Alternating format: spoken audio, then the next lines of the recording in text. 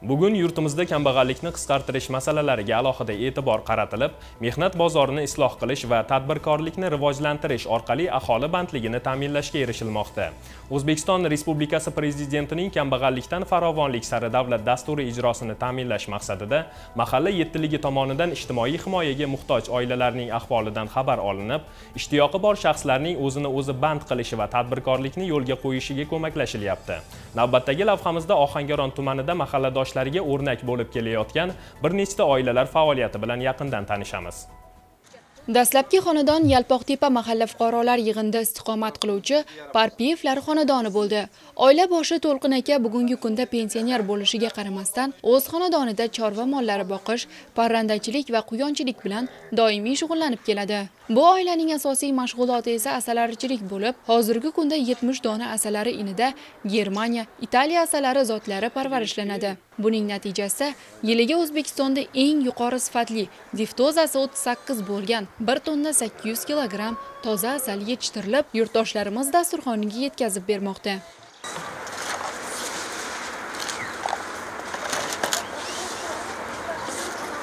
O'zbekiston mahalla fuqarolar yig'inida yashovchi Narimon aka Yunusovning xonadonida bugun ishlar avjida. Tadbirkorning ham, oila a'zolarining ham bo'sh vaqti yo'q.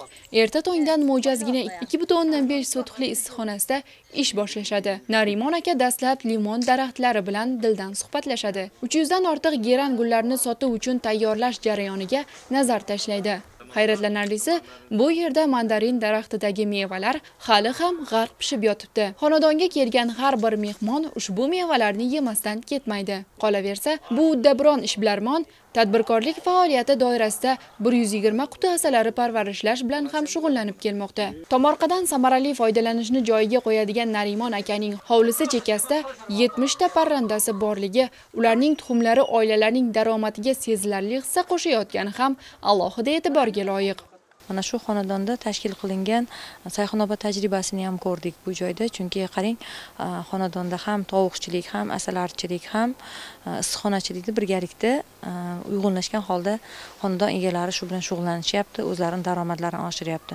Oddiy mana shu geran gulini ko'radigan bo'lsak, hozir tadbirkor o'zi bilan gaplashganimizda geran gulini mana shu turishini 5000 so'mdan har bahorda buni sotaman dedilar. Topgan daromadini orqasidan uylardagi qurilish ishlarini hamda issiqxonasini kengaytirish uchun daromad o'zini hovlisidan chiqayotganligini ta'kidlab o'tdi. Ijodiy jamoamiz bilan Yalpoqtepa mahallasidagi fuqarolarga namuna bo'lib kelayotgan Rahmatilla aka Oripovning xonadonida bo'ldik. U 3 nafar o'g'li va kelini bilan o'zining 8 sotixli tomorqasida halol mehnat qilib keladi. Yilning istalgan vaqtida bu yerga kelgan har bir odam issiqxonadan rediska, sarimsoq, ismaloq va boshqa ko'katlarni bemalol topishi mumkin. Biz faoliyati bilan tanishgan bu ishbilarmon insonlarning bari oilasini kambag'allikdan chiqarib, millionlab daromad olishda mahalla yettiligining xizmati katta ekanligini ta'kidlaydi.